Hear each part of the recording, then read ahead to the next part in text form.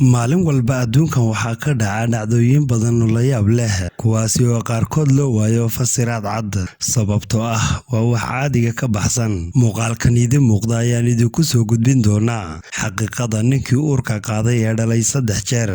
sideena ayay xaqiiqo ku tahay arrintaasi sheekadani sidaad moodo maaha wax badan ayaa run ka ah waxaa jira warar la isla dhex marayo tan iyo bilowgii sanadii 2020 taasi oo ah nin rag ah uur qaaday isla markaasina caruur dhalay kaliya ma ahan xitaa hal jeer ee waa tiro gaadhaysa 3 jeer ma runbaa mise waa been sidee ayay suurtagal ku noqon kartaa arrintani dhab ahaan ninkan uurka qaaday 3 jeer sida caafimaadka qabtana ku dhalay waxaa loo garan og yahay magaca Thomas waxayna da'diisu tahay haatan imika 35 jeer cilmi ahaan ma jirto suurtagalnimo oo nin ragii uur ku qaadi karo waayo ma lahan ilmo galeen ay caruurtu ku kori karaan marka ay yar yihiin taasi oo muujinaysa inaysan badhici karin balse qisada ninkani waa mid xaqiiqo ah Thomas waxa uu suurta gashay inuu 3 jeer uur qaado asalkiisu waxa uu ahaa qof dumar ah oo ay u dhameystiran yihiin dabeecadaha dumarnimo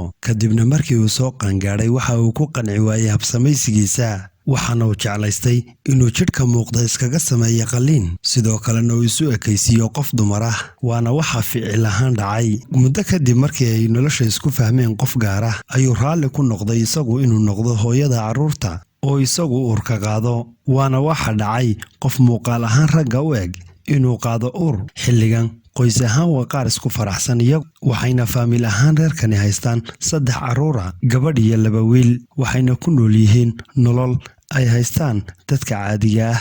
caruurtan dhammaantood waxay u haystaan inuu Thomas yahay aabahood balse waxaa la yaab ah marka ay weynaadaan caruurtani balse ay maqlaan in Thomas uu isagu uurka ku qaaday isla markaasina uu isagu dhalay waxaase la isweydiinayaa markaasi caruurtaasi maxay ugu weeci doonaan ma hooyo mise aabe aad ayaad ugu mahadsan tahay daawashada muuqaalkani